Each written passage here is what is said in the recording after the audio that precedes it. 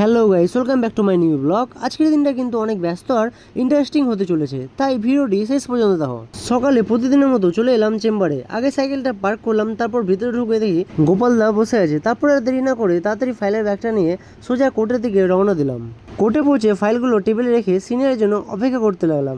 কিছুক্ষণ পর সিনিয়র আসতেই হাজিরা নিয়ে আমরা চলে গেলাম অ্যাডভোকেট সৌম্যদীপ দ্বারা সিগনেচার করাতে। সিগনেচার হয়ে যাওয়ার পর আমি আর আসিফ মিলে কেস রেডি করার কাজে লেগে পড়লাম। দেখতে দেখতে কোর্টের সব কাজ শেষ। তো গাইস, কোর্টের কাজ কমপ্লিট।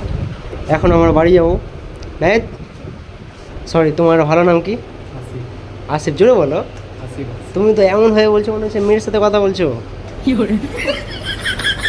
এবার শুরু হলো দিনের দ্বিতীয় ইনিংস। এবার চলে এলাম ব্লিঙ্কেটে। এসে দেখি আজকে প্রচুর রাইডার, মনে হচ্ছে আজকে ভালোই ব্যস্ততা থাকবে। কিছুক্ষণ পর অর্ডার চলে এলো। মজার বিষয় হলো, যেখানে আমার অর্ডার ছিল সেখানেই এই দাদারও অর্ডার, তাই আমরা দুজনে একসাথেই ডেলিভারি দিতে বেরিয়ে পড়লাম। আর একটা কথা, তোমরা হয়তো অনেকে ভাবছো আমি তো বাইক কিনেছি, তাহলে আবার সাইকেলে কেন? আসলে আমার এখনো নাম্বার প্লেট হয়নি।